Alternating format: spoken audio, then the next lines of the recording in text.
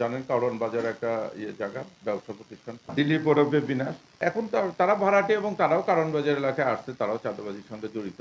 আপনারা অবগত আছেন যে গত ৭ই জানুয়ারি ২০২৬ রাত অনুমান ২০টা ৩০ ঘটিকার সময় তেজগাঁও থানাধীন পশ্চিম তেস্তুরি বাজার হোটেলের সুপারস্টারের গুলিতে অজ্ঞাতনামা দুর্বৃত্তের হত্যার উদ্দেশ্যে বাংলাদেশ জাতীয়তাবাদী স্বেচ্ছাসেবক দল ঢাকা উত্তরের সাবেক সাধারণ সম্পাদক মোহাম্মদ আজিজুর রহমান মুসাব্বিরকে গুলি করে।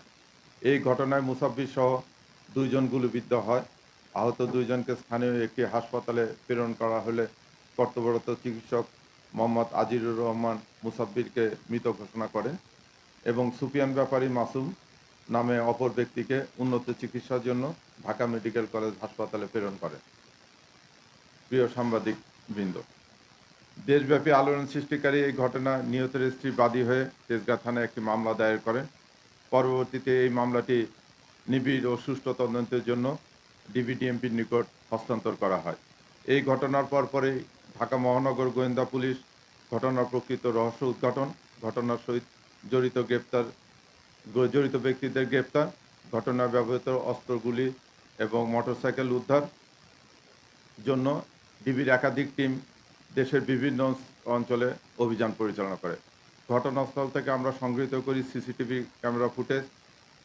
এই ফুটেজ এবং তথ্য প্রযুক্তির বিশ্লেষণ প্লাস আপনাদের মিডিয়ার যে কর্মীরা আছেন তাদের যে তথ্য উপাত্ত এগুলো বিশ্লেষণ করে আমরা একাধিক টিম রাজধানী ঢাকা, মানিকগঞ্জ, ময়মনসিংহ, নেত্রকোনা জেলায় ধারাবাহিক অপারেশন পরিচালনা করে এবং এই ঘটনার সহিত শুটিং ইনসিডেন্টে সরাসরি জড়িত থাকা শুটার জিন্নাত, সমন্বয়কারী এই ঘটনা যে সমন্বয় করেছিল সে বিল্লাল, তারপরে ঘটনা সংঘটনের পর তাদের আত্মগোপনে সহায়তাকারী আব্দুল কাদের ও ঘটনা যে রেকি করেছিল সেই রিয়াজকে গ্রেপ্তার করি। এ ব্যাপারে আপনারা অবগত আছেন। পরবর্তীতে চাঞ্চল্যকের মামলার সুষ্ঠু তদন্তে শুরু থেকেই আমরা অত্যন্ত গুরুত্ব দিয়ে তদন্ত করছি। ঘটনার পেছনে সম্ভাব্য কারণ সমূহ চুলচেরা বিশ্লেষণ, গ্রেপ্তারদের কাছে প্রাপ্ত তথ্য পর্যালোচনা করে ঘটনা ব্যবহৃত আগ্নেয়াস্ত্র উৎস অনুসন্ধান সহ পলাতক অন্যদের গ্রেপ্তারের তৎপর থাকি। এরই ধারাবাহিকতায় শুক্রবার ২৩শে জানুয়ারি নরসিংদী জেলার মাধবদী পৌরসভার মনোহরদী থানা এলাকায় জনৈক শাহজাহান খলিফা ভাড়াটিয়ার বসতবাড়ি হতে মুসাব্বির হত্যাকাণ্ডে ব্যবহৃত ২টি বিদেশি পিস্তল, ২টি ম্যাগজিন, ১২ রাউন্ড গুলি সহ হত্যাকাণ্ডে অংশগ্রহণকারী অন্যতম শুটার রহিমকে গ্রেপ্তার করা হয়। এ বিষয়ে নরসিংদী জেলার মাধবদী থানায় অস্ত্র আইনে একটি মামলা দায়ের করা হয়েছে। মামলা তদন্ত চলতেছে। আপনারা জানেন যে সামনে আমাদের জাতীয় ইলেকশন। এই ইলেকশন কে